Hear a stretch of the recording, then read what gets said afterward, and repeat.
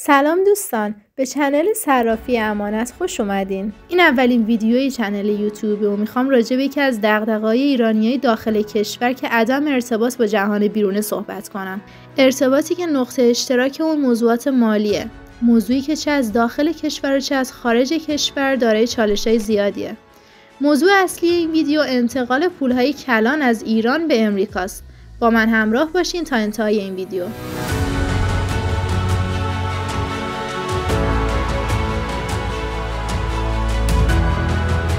همونطور که گفتم میخوام راجع به انتقال پولای کلان از ایران به امریکا صحبت کنم.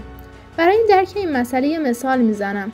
اگه گیمر باشی یا یوتیوبر باشی یا حتی ویدیوهاشون هم دیده باشی، میدونی یکی از چالش‌ها بعد از به درآمد رسیدن چنلشون انتقال پول از یوتیوب به حسابای شخصیشونه. حالا تصور کنید این انتقال از سمت ایران به امریکا میخواد صورت بگیره.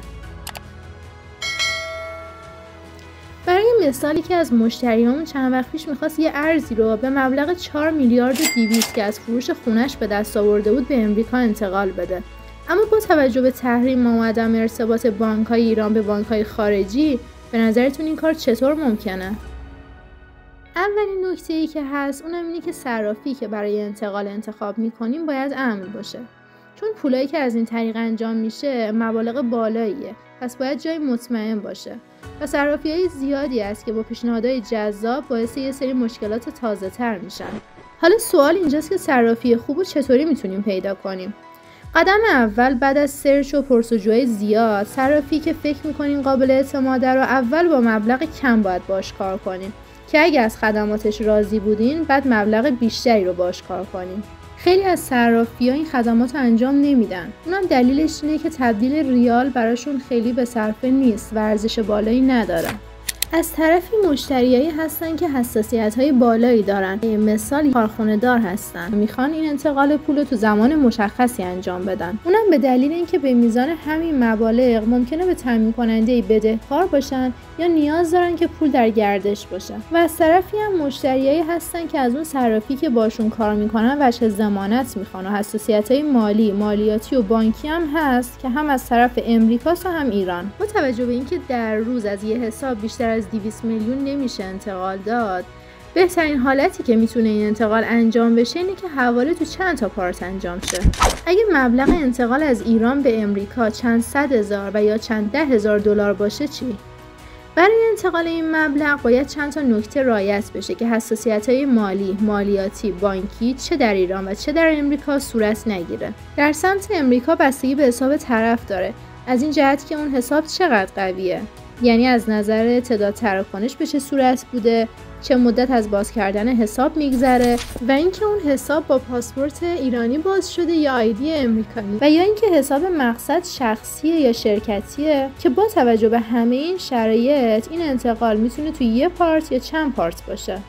و در صرافی ما کار به این شکل انجام میشه که در قالب حواله داخلی بانکی در امریکا از یکی از حسابای قوی مجموعه در قالب حواله دومستیک وایر و یا ACH هر پارت رو ارسال کنیم. و یه نکته‌ای که هست اینه که اگه حساب مقصد حساب شرکتی باشه، این قابلیت هست که کل مبلغ توی یه پارت رو به صورت یکجا جابجا بشه. و اگه حساب شخصی باشه و به صورت یه جا جابجا بشه، به احتمال زیاد بانک یه سری سوال جواب در این خصوص انجام بده و حتی ممکنه خواستار سندهای لازم بشه.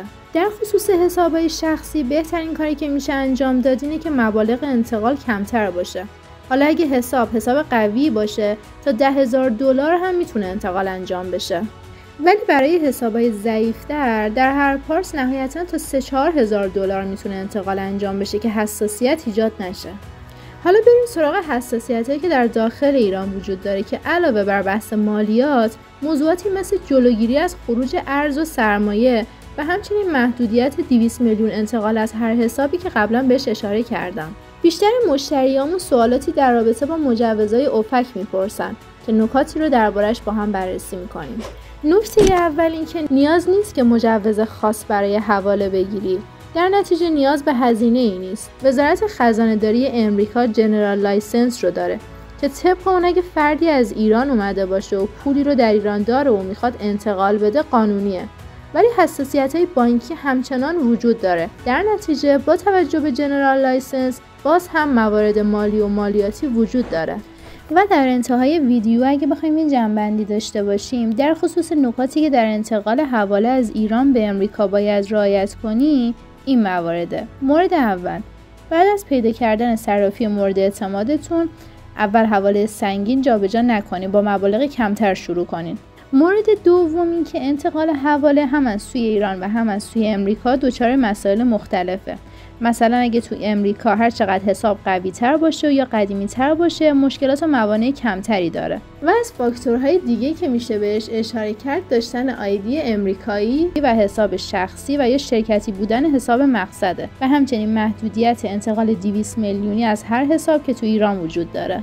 و مورد سوم این که در صورتی که مبلغ انتقال کلان باشه بهترین و راحت ترین کار برای انتقال اینه که اون مبلغ در چند پارت انتقال پیدا کنه.